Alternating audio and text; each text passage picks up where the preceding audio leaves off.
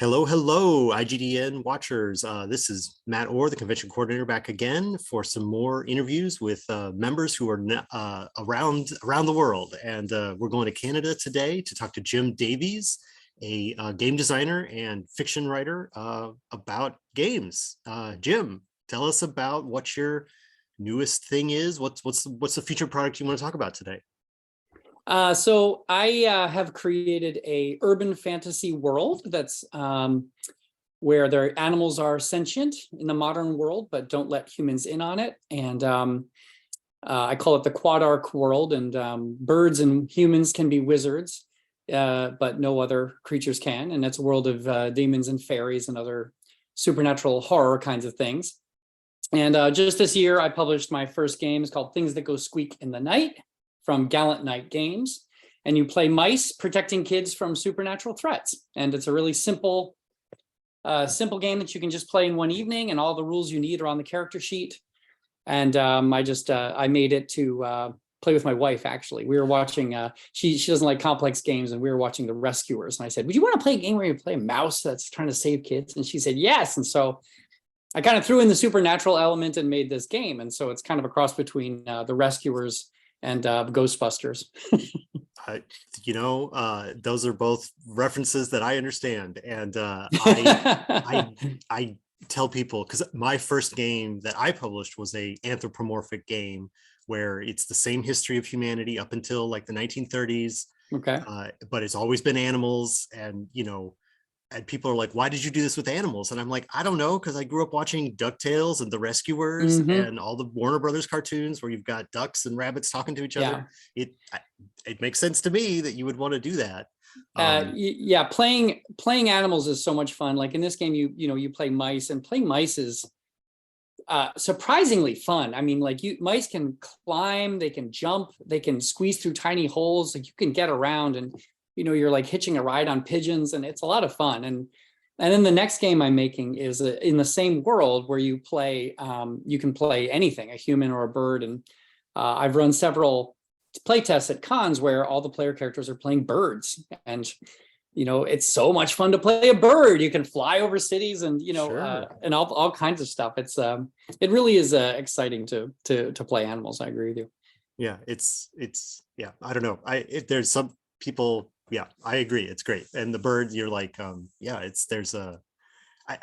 really like that idea that the birds are wizards, because they're like, you have the association with magic, and a lot of people do like magical crows and stuff like that. Well, it came from reading religion. Like I'm a cognitive scientist, and I study all kinds of aspects of the mind. And I was reading in a book that in many religions worldwide, birds are associated with magic and the heavens and that kind of thing. And I thought, oh, that's a neat idea. What if the only creatures in the world that could be wizards are humans and birds? And so that's where that came from, is actually the study of religion.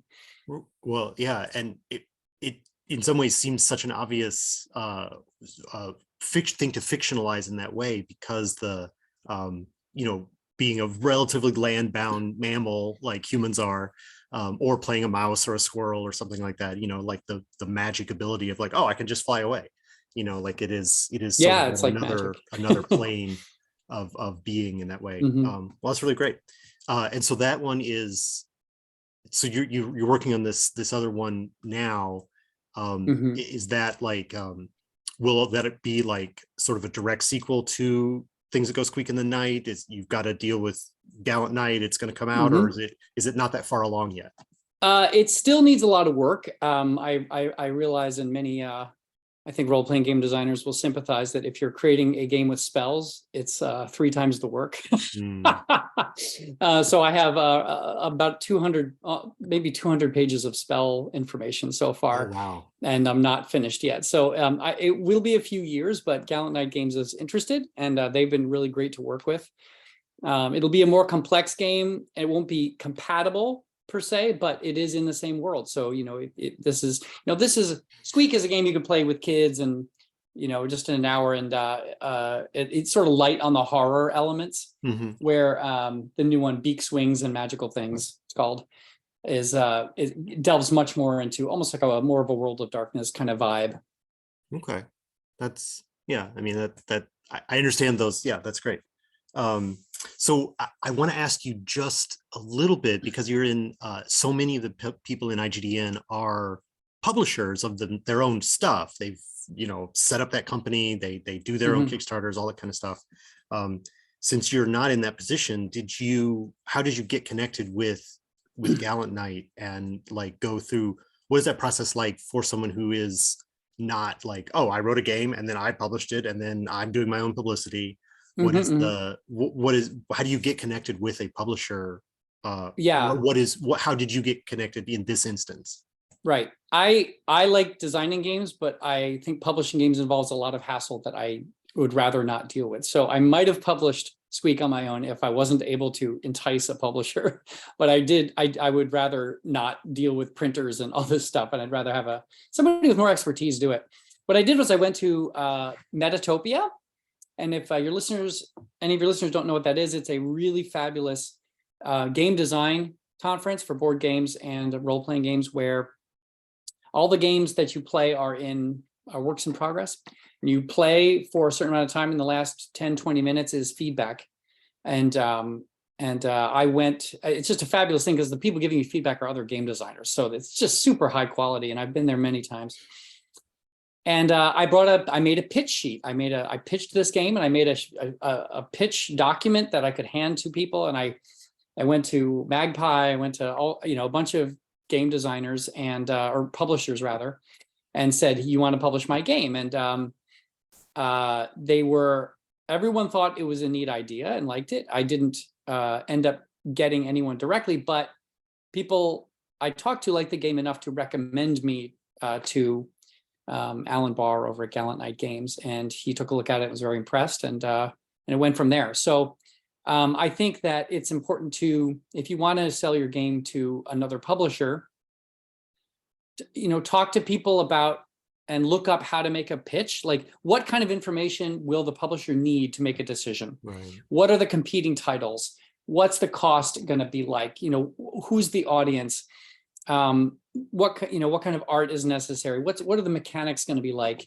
And all that is irrelevant information. Some, Magpie, for example, is only focusing on PBTA stuff right now. So, this game is not PBTA enough. It's inspired by it, but it's not quite enough for them.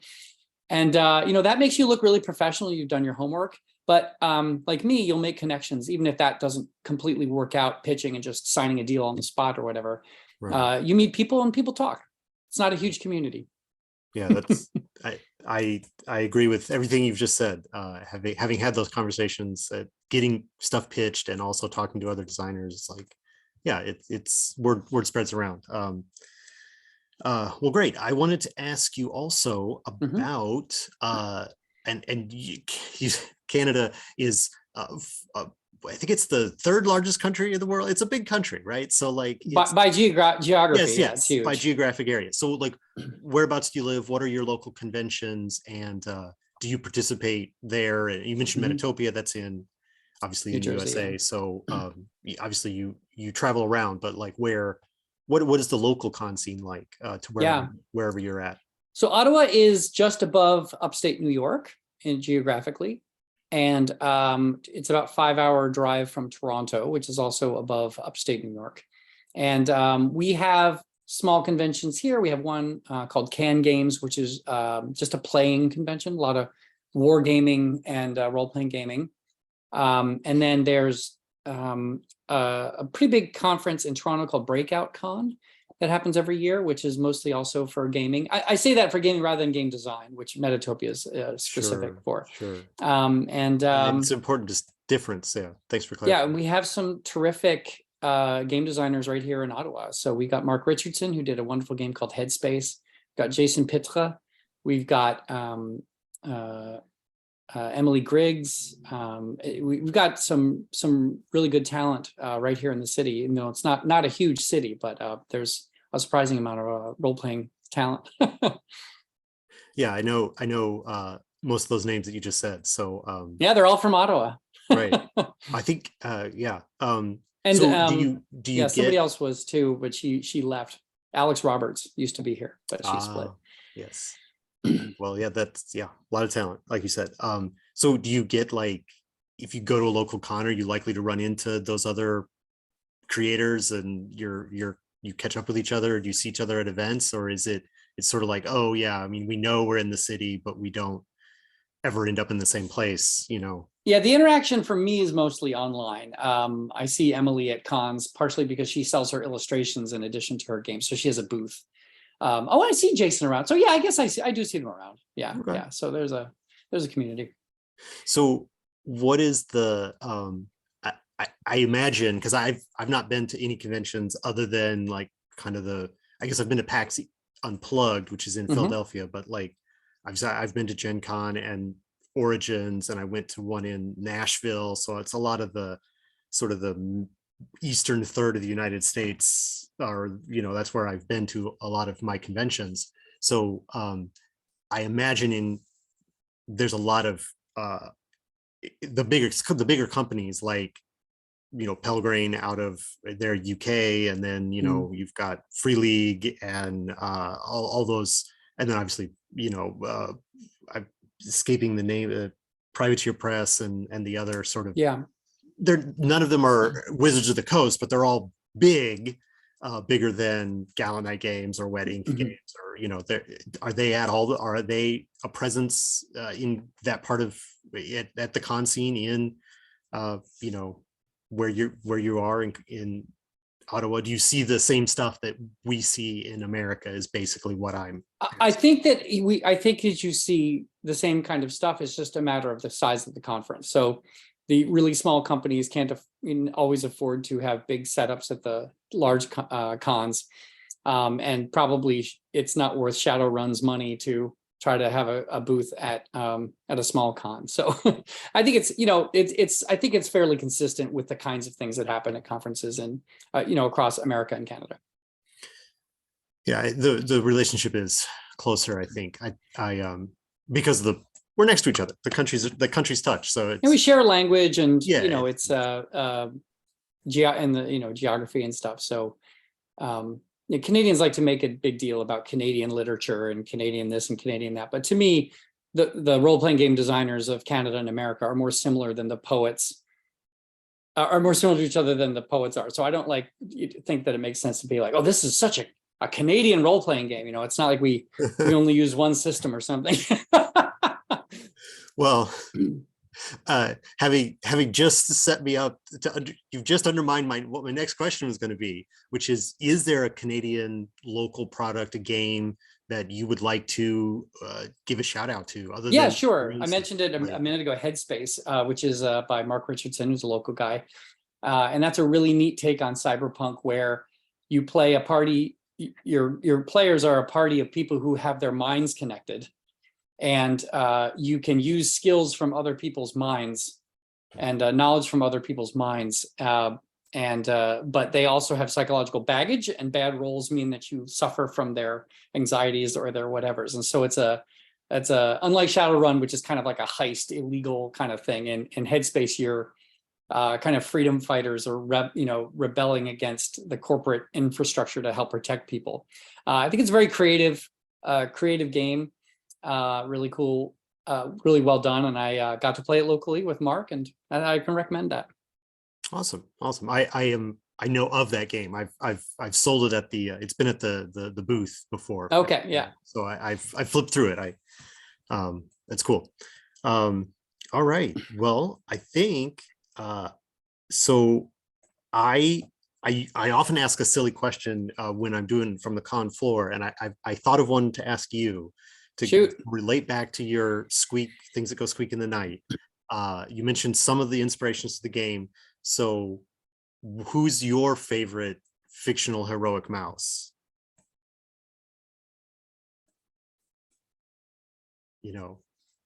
Is it Bianca from the Rescuers? Is it I would say it's Bernard from the Rescuers. Yeah, Bernard from the Rescuers. He's a good person. He's humble, but when he really needs to come through, he can wrestle a warthog, right? And that was one of the things that I want to do with this game, is that the mice are part of a thing called the Mycenaean Council, and they're incredibly competent. And it's a static difficulty system, which means that your probability of success is independent of the difficulty of the thing you're facing. So if you take on take on a cat with a piece of dental floss. If you roll and you succeed, you beat the cat, and then it's just up to the player to like, okay, well, narrate it. How do you beat a cat with dental floss? And even little kids have no trouble coming up with a wonderful narrative for how this could happen, jumping around and tying, the dental floss or whatever. Sure. And Bernard, in his abilities, just as a mouse to do amazing things, very unrealistic, but so much fun, like a person taking on a T-Rex. And that was one of the feelings I wanted to get across with this game, is like, you're just a mouse, but the game is, the mechanics are set up so that success is fairly easy to get. So it encourages fearless heroics and over the top kind of stuff. You're not always like careful about your health and being wary. No, you just go for it. All right. Well, that makes me sound even more intrigued about the game. So I love it, and I love everything that you've described it. Thank you for sharing your knowledge about the Ottawa region. And so, lastly, just tell the viewers where they can find more about Jim Davies, your publications, if they want to hear more from you. So I'm on Facebook as Dr. Jim Davies, or author Jim Davies, and Twitter as Dr. Jim Davies, and my website is jimdavies.org, because I'm an organism. And you can pick up Squeak on drive-through or at the Gallant Knight Games website. All right. Well, I will copy those links into the description so that people can go right to them. So thank you for your time today, and we will talk to you in the future. It was my pleasure.